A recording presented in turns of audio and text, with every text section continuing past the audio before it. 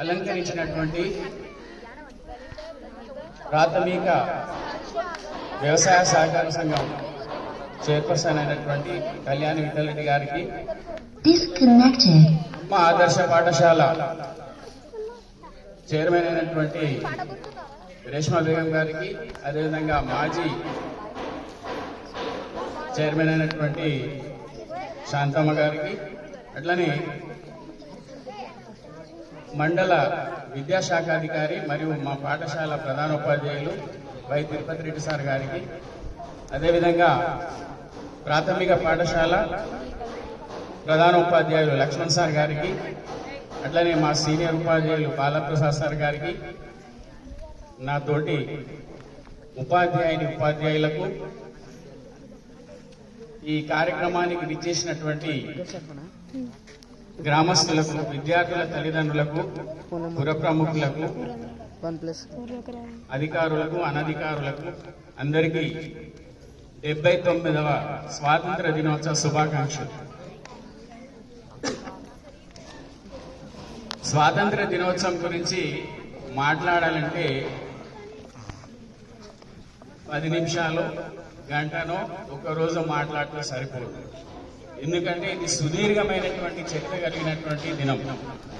ఇది మరుపురాని దినం మన జీవితాలు. ఎవరైతే భారతీయులుగా మనం పుట్టినామో మనకి ఇది అన్ని పండుగల కంటే చాలా గొప్పదైనటువంటి పండుగ ఇది. దీని గురించి తెలుసుకోవాలనుకుంటే స్వాతంత్రం రోజు, స్వాతంత్రం కంటే ముందు, స్వాతంత్రం కంటే తర్వాత ఈ అన్ని విషయాలు తెలుసుకోవాల్సి వస్తుంది. కాబట్టి పెద్దలు ఇంతకు ముందే స్వాతంత్ర పోరాటంలో పాల్గొన్నటువంటి వారిని కొంతమందిని గుర్తు చేసుకోవడం జరిగింది. అయితే స్వాతంత్రం పోరాటంలో పలు ఘట్టాలు ఉన్నాయి. దాంట్లో మొదటిది స్వాతంత్ర సంగ్రామం ఏదైతే చెప్పారో పెద్దలు, అది దాంతోపాటు ఉప్పు సత్యాగ్రహం, శాసన ఉల్లంఘన, క్విట్ ఇండియా ఉద్యమం, ఈ విధమైనటువంటి అనేకమైనటువంటి ఉద్యమాల ఫలితంగా మనకు స్వాతంత్రం అనేది రావడం జరిగింది. ఇది ఒక్కొక్క దాని గురించి చెప్తే కనీసం 1-2 గంటలు పడుతుంది. కాబట్టి నేను ఖాళీ ఏం ఘట్టాలు ఉన్నాయని కొద్దిగా మీకు టచ్ చేసి వదిలేస్తాను. ఈ ఎంతో మంది త్యాగాల ఫలితంగా ఏదైతే మనం స్వాతంత్రం సాధించుకున్నామో అప్పటికి మన భారతదేశంలో అనేక సమస్యలు ఉన్నాయి. ఇంగ్లీష్ వాళ్ళు వెళ్తూ మనకి ఏంటంటే ఆదాయం అంటే మనులు మాన్యాలు ఇవ్వలేదు, ఎటువంటి మనకు ఇవాళ అన్ని దోచుకొని పోయిన వాళ్ళు పోతూ మనకి ఏమి ఇచ్చిపోయారంటే పేదరికము, నిరక్షరాస్యత అంటే చదువు రాకపోవడము, సరైన ఇట్లాంటి అన్ని కూడా అనేకమైనటువంటి సమస్యల్లో మనం స్వాతంత్రాన్ని తీసుకోవడం జరిగింది. అప్పుడే దేశ విభజన, ఆ సమయంలో చాలా మంది దేశ విభజన సమయంలో జరిగినట్లో కూడా చాలా మంది ప్రాణాలను కోల్పోవడం జరిగింది. ఇట్లాంటి చాలా సమస్యలు అనేవి ఉన్నాయి. ఈ 79 సంవత్సరాల్లో మనము ఎన్నో సమస్యలను అధిగమించి మన భారతదేశం అత్యున్నత స్థానానికి వెళ్ళడానికి చేరువలో ఉంది. అంటే మొదటి ప్లేస్ రాబోయే 1 భారతదేశం గొప్ప స్థానము అంటే నంబర్ 1 అవుతుంది అనమాట ఇక్కడ వరల్డ్. అయితే ఈ విధంగా మన దీనికోసం కూడా ఎంతో కృషి చేయాల్సిన అవసరం ఉంది. ఎందుకంటే ఈ రోజు ప్రపంచంలో సగటు వయసు చూసినట్లయితే మన భారతదేశం యొక్క సగటు వయసు 29 సంవత్సరాలు ఉంది. వేరే దేశం జపాన్ అట్లాంటి చైనా లాంటి దేశాలు తీసుకున్నట్లయితే 40-45 సంవత్సరాలు ఉన్నాయి. అమెరికాలో 34 సంవత్సరాలు. అంటే మన దేశంలో చిన్నవాళ్ళు ఎక్కువ మంది ఉన్నారు. రాబోయే తరాలు వీళ్ళు పెద్దవాళ్ళే దేశాన్ని అభివృద్ధి కోసం. రేపు 45 సగటు వయసు ఉన్న వాళ్ళు తొందరగా ముసలి వారు అవుతారు. అక్కడ యువకులు లేరు. కానీ మన భారతదేశంలో యువకులు ఎక్కువగా ఉన్నారు. అంటే రాబోయే తరం, యువకుల తరం అనేది మొత్తం ప్రపంచంలో కేవలం భారతదేశంలోనే ఉంటుంది. యువకులు, పిల్లలు ఎప్పుడైతే కష్టపడి పనిచేస్తారో, వాళ్ళ పని వాళ్ళు సక్రమంగా చేసుకుంటారో కంపల్సరీగా మన దేశము రాబోయే 2 దశాబ్దాల కాలంలో నంబర్ 1 ప్లేస్ లో ఉంటుంది. అయితే భారతదేశం గురించి ఇప్పుడు మనది గొప్ప దేశము అని ఇప్పుడు చెప్పడం కాదు. ఒక ఎగ్జాంపుల్ చెప్తాను. మన భారతదేశము ఎంత గొప్పది అనేది. క్రీస్తు పూర్వం మీరు అలెగ్జాండర్ పేరు విని ఉంటారా? ఇంక పై తరగతుల్లో అలెగ్జాండర్ గురించి బాగా వస్తుంది మనకు సోషల్ స్టడీస్ లో. అయితే అలెగ్జాండరు ప్రపంచ విజేత కావాలనుకుంటాడు. తక్కువ వయసులోనే మొత్తం ప్రపంచంలో ఉన్న రాజ్యాలన్నీ జయించాలనుకుంటాడు. అయితే ఆయన ఏమంటాడు, నేను ఇట్లా రాజ్యాలను జయించడానికి ప్రపంచం జయించడానికి నేను యుద్ధానికి వెళ్తున్నా బయటకు అని వాళ్ళ గురువుతో అంటాడు అన్నమాట. వాళ్ళ గురువు ఎవరంటే అరిస్టాటిల్. ఈయన గొప్ప రాజనీతిజ్ఞుడు. ఈయనను ఆ రాజకీయ పితామహుడు అంటాం, అంటే పితామహుడు అంటాం. అయితే ఈయన గురువు చెప్తాడు, నేను ఇట్లా ప్రపంచాన్ని జయించాలని యుద్ధంకు బయలుదేరుతున్నా అని చెప్పేసి అంటాడు. అయితే ఆయన ఒక మాట అంటాడు, ప్రపంచంలో ఏ దేశం మీదకైనా నువ్వు దండయాత్ర చెయ్యు కానీ భారతదేశం మీదకి దండయాత్రకు వెళ్ళకు నాయన అని చెప్పిన తర్వాత సరే అని చెప్పేసి ఊరుకుంటాడు. కానీ కొద్ది రోజుల తర్వాత మళ్ళీ అలెగ్జాండర్ మరి అరిస్టాటిల్ మళ్ళీ ఫోన్ చేసి తెలుపుతాడు, సమాచారం ఇస్తాడు. సమాచారం ఇచ్చి నేను భారతదేశం మీద దండయాత్ర చేయడానికి భారతదేశం సరిహద్దుల్లో ఉన్నాను అని ఒక ఇన్ఫర్మేషన్ ఇస్తాడు. ఇస్తే ఏమవుతుంది, ఆయన ఏమంటాడు, సరే నువ్వు భారతదేశానికి వెళ్ళినావు కదా, నేను కొన్ని చెప్తా, నాకు ఆ భారతదేశం నుంచి నాకు తీసుకురా అని చెప్తాడు. ఏమంటాడు అంటే ఏం కావాలంటాడు, ఒకటి భారతదేశంలోని మట్టి తీసుకురా, రెండోది భారతదేశంలో నిరంతరం ప్రవహించేటటువంటి గంగాజలం తీసుకురా, అంటే చావులేనటువంటి ఎల్లప్పుడూ ప్రవహించేటటువంటి గంగాజలం తీసుకురా, అదేవిధంగా భగవద్గీతను తీసుకురా, అట్లనే భాగవత కథలను తీసుకురా, అదేవిధంగా ఒక మంచి గురువుని తీసుకురా, 5 తీసుకొని రమ్మని అరిస్టాటిల్ అలెగ్జాండర్ ను కోరుతాడు. అది ఎందుకు అని అడుగుతాడు. అడిగితే ఎంతో మంది మహనీయులు తిరిగినటువంటి భూమి భారతదేశం, ఆ మట్టి నేను నెత్తిన చల్లుకుంటాను, అదేవిధంగా గంగాజలం ఎంతో పవిత్రమైనటువంటి గంగాజలంతో నేను శుభ్రపడతాను, అదేవిధంగా ఎన్నో మంచి విషయాలు తెలిపినటువంటి భగవద్గీతను తీసుకురా, అదేవిధంగా ఒక మంచి గురువుని తీసుకొస్తే ఆయనను నేను గురువుగా చేసుకుంటాను. అంటే క్రీస్తు పూర్వమే మన భారతదేశం యొక్క గొప్పతనాన్ని మనకు అరిస్టాటిల్ అతని శిష్యునికి చెప్పడం జరిగింది, కానీ మనం ఇంకా దాన్ని గుర్తిస్తలేము. దాదాపు 2500 సంవత్సరాల క్రితం, అంటే క్రీస్తు పూర్వం 326లో జరిగినటువంటి ఇన్సిడెంట్. ఆ తర్వాత అలెగ్జాండర్ దండయాత్ర చేస్తాడు. అక్కడ పోరస్ అనే రాజుతో దండయాత్ర, భారతీయ రాజు అయినటువంటి పోరస్తో దండయాత్ర చేసి అక్కడ నుంచి ఆయన తిరిగి వెళ్తూ ఆరోగ్యం పెరిగి ఆయన చనిపోవడం జరుగుతుంది. అదొక వేరే విషయం. అయితే ఈ విధంగా భారతదేశం యొక్క గొప్పతనం ఈ రోజు కాదు, క్రీస్తు పూర్వం నుంచి కూడా విదేశాలకు గొప్ప గొప్ప తత్వవేత్తలకు కూడా తెలుసు, కానీ మనం గుర్తించలేకపోతున్నాం. ఈ విధంగా మన భారతదేశం ఎంతో గొప్ప అయినటువంటిది.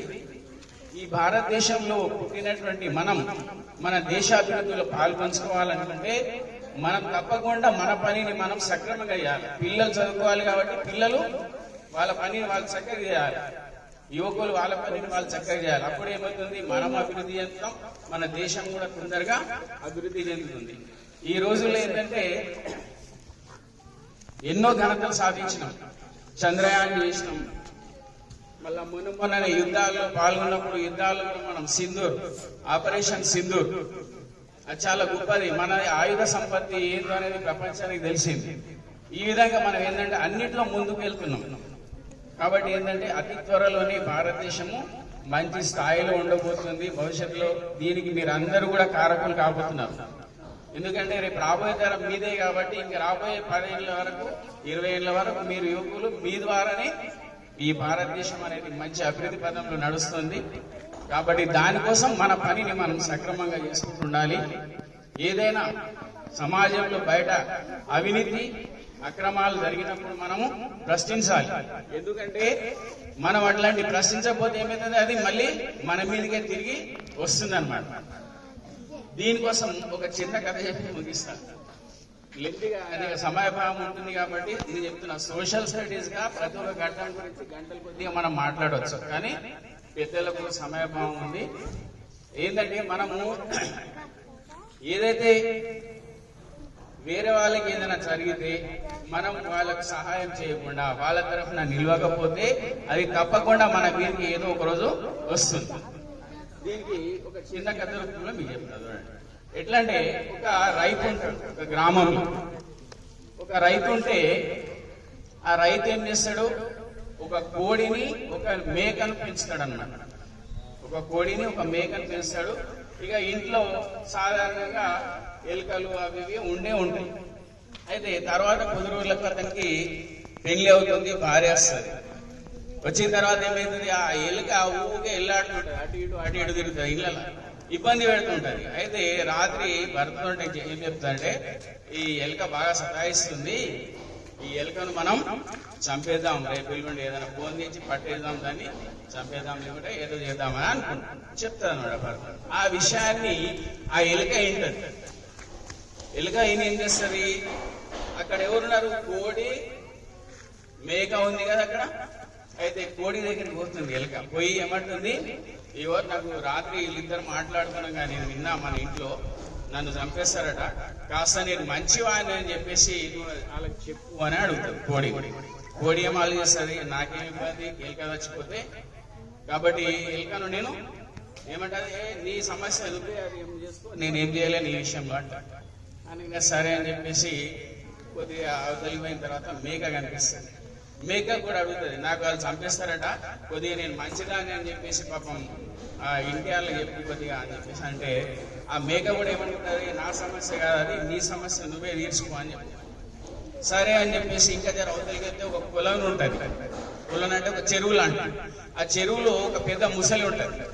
ఆ ముసలిని కూడా అడుగుతుంది, ముసలికి ఇట్లా నాకు ఇంట్లో చంపేస్తారట, జర నువ్వు వాళ్ళకు నేను మంచిదాన్ని అని చెప్పేసి చెప్పు అంటే. అప్పుడు ముసలి కూడా ఏమంటదంటే, నా సమస్య కాదు, నువ్వే ఆ సమస్య నువ్వే తీర్చుకోవాలంట. సరే అని చెప్పేసి ఎవరు ఏం సహాయం చేయరు, ఎలుక పాపం బాధలో ఉంటది. అంతట్లో రైతు ఏం చేస్తాడు, ఒక ఎలుకల ఫోన్ తీసుకొచ్చి రాత్రి ఆ ఎలుకల ఫోన్ లో ఏదో దానికి తినడానికి ఏదో పెట్టి ఫోన్ క్లోజ్ చేసి రాత్రి పండుకుంటాడు.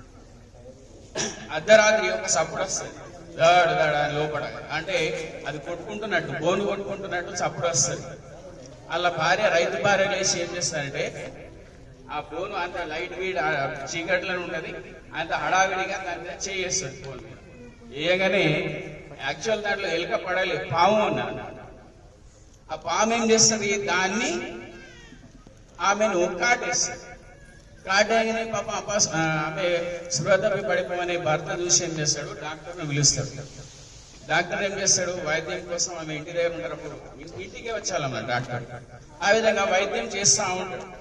వైద్యం చేస్తుంటే చుట్టుపక్కల వాళ్ళకి తెలుస్తుంది కదా, వాళ్ళు చూపుతుంటారు, ఇలా చూపుతుంటారు, ఇలా చూపుతుంటారు, ఇట్లా అందరు కూర్చుంటారు అనమాట. వైద్యం నడుస్తుంది, చనిపోలేదు కాబట్టి వైద్యం జరుగుతుంది, చూద్దాం ఏమైతుంది క్యూరియాసిటీతో అంటే అందరు చూస్తూ ఉంటారు.